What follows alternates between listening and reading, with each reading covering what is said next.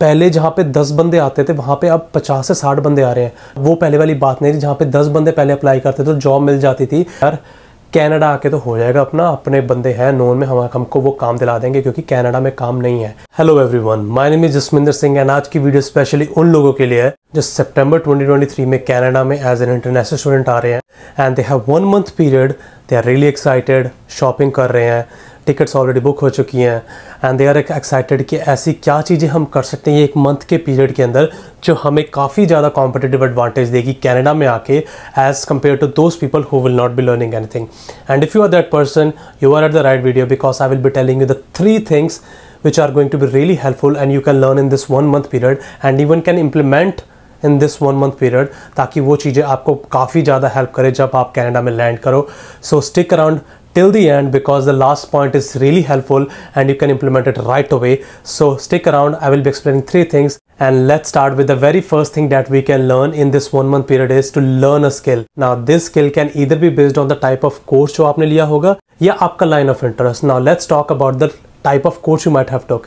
अब काफ़ी लोग ऑलरेडी उनका वीज़ा आ चुका है, सो काफ़ी लोगों के कोर्सेज हो सकता है हाई इनकम पे स्किल्स वाले ना हो या हो सकता है उनके कोर्सेज काफ़ी हाई इनकम पेइंग स्किल्स वाले हों। Now do research on your college website और या आपकी यूनिवर्सिटी वेबसाइट के ऊपर जाके and in the resources do research कि आपके कौन से सब्जेक्ट्स होंगे आने वाले सेमेस्टर्स के अंदर। अब जब आपको मालूम चल जाता है कि ये सब्जेक्ट्स होंगे मेरे कोर्स के अंदर, now you can do one thing, you can reach out to the people who have already took those courses उसी कॉलेज से by reaching them out on LinkedIn. अब मैंने ये क्या किया था, ये चीज़ मैंने थोड़ी सी अपने वहाँ स्टार्टिंग में इम्प्लीमेंट की थी क्योंकि मुझे किसी ने बताया था।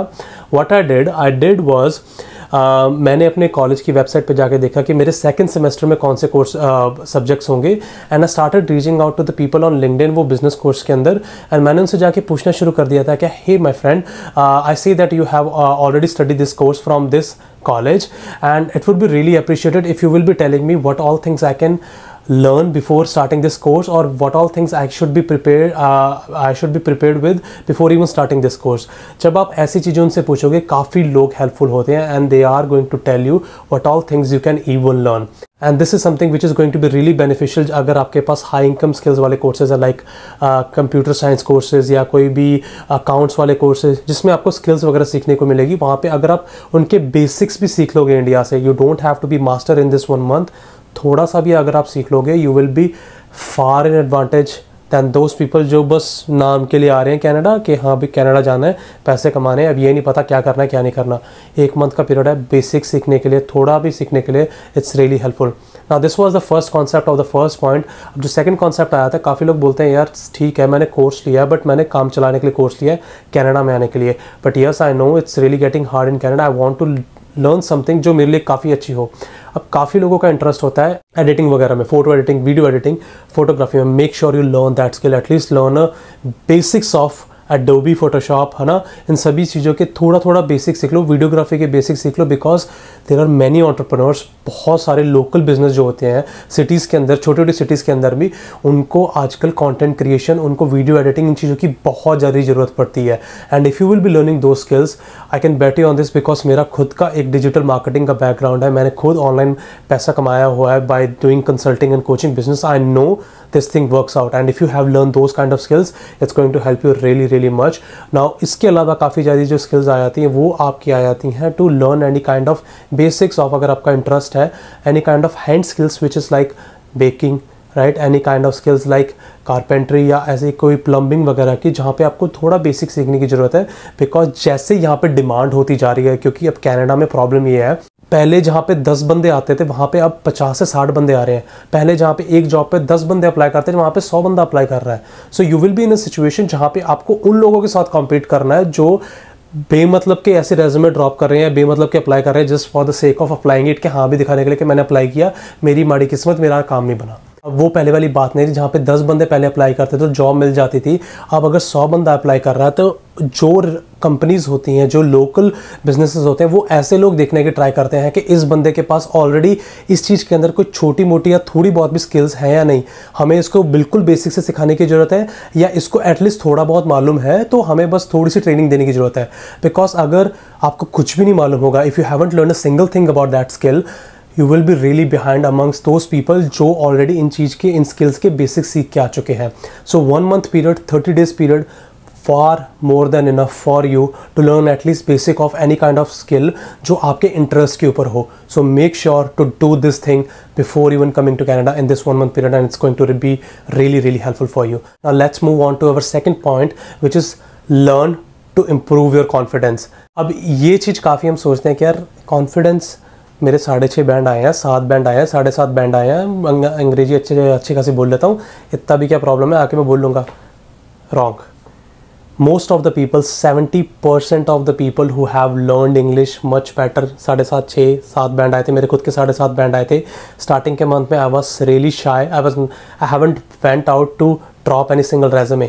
ये मेरे खुद के साथ हुआ है. I know how this works out. So 70% of the people जो यहाँ पे आते हैं, they face low confidence. ठीक है, even if you have scored high band, because वहाँ पे आप किसी एक इंसान को जानते हो जिसके सामने आप बोल रहे होते हो, एटलीस्ट यू नो कि वो कौन सी चीज़ें बोलनी है.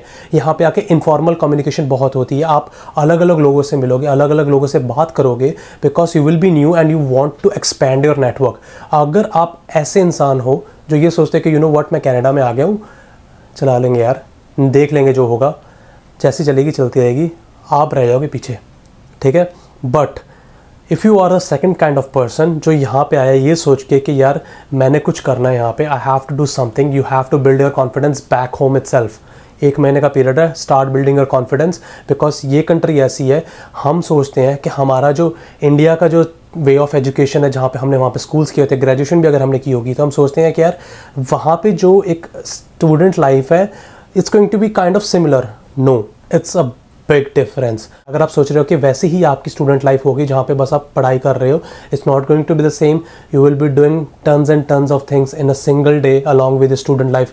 घर के काम, जाना, ट्रैवल करना, बस में ट्रैवल करना, होमवर्क करना, असाइनमेंट करना, पता नहीं कितनी सारी चीज़ें, उसके बाद पार्ट टाइम जॉब्स करना. ठीक है, before even that you have to build your confidence, because अगर आपका कॉन्फिडेंस बिल्डअप होगा you will be able to reach out more people.